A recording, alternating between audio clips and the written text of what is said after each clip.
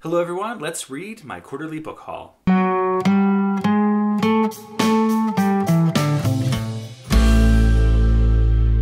This will include books I bought in between September and the end of the year, and this also includes a box that I received from Book Outlet, which of course was part of their Boxing Day book sale. It was a chance for me to get some books that I was kind of on the fence about and also find some editions that I just have not been able to find anywhere else. I think I'm going to stick to doing a book haul once every quarter because, for the most part, even though I'm buying books throughout the year, I still want my videos to focus more about the books and the stories contained therein, rather than just the number that I managed to pile up on my shelves. This also marks the official cutoff for Read 10, Buy 1. After this point, I will not be allowed to buy any books unless I read 10. So the first one is Magician, Apprentice by Raymond E. Feist. Even though I was intrigued about this book, after a lot of intense pressuring, I picked up Soulless by Gail Carriger. Are you happy, Giselle? Are you?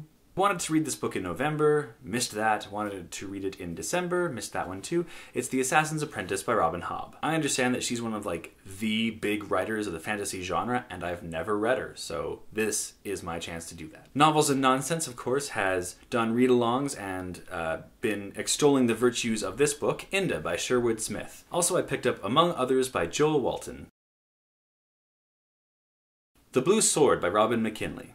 Retribution Falls by Chris Wooding. And now on to the Book Outlet portion of the haul. The books were so cheap, how could I refuse? This one is totally a cover buy, but at the same time, the premise and the setting seem really cool. It is Storm Dancer by Jay Kristoff.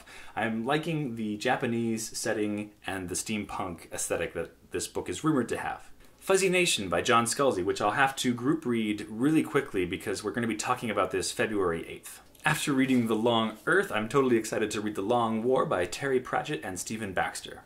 Range of Ghosts by Elizabeth Bear. Something More Than Midnight by Ian Tregillis. This is a book I thought was old, but it's actually pretty newish. It's The Goblin Emperor by Catherine Addison. There's just something about this cover that just sort of screams older book to me, but I like that they've done that.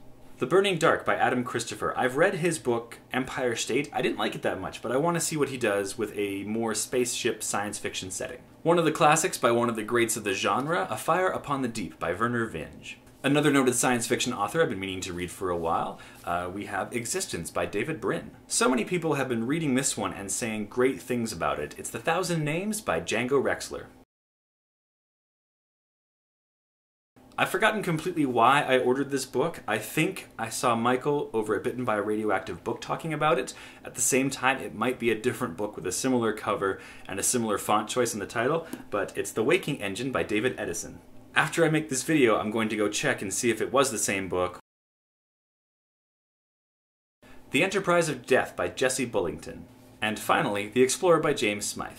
What I like about this haul is that some of these books are much shorter, which means it'll be far easier to read them in between the big books that I'm trying to read in 2015. If any of these titles are sitting on your shelves unread, or if you want to buddy read one of them with me, let me know, drop me a line. I would like to plan one out if possible. If not, I think I've still got a lot of good reading to look forward to. I hope you guys have a wonderful reading week. Goodbye.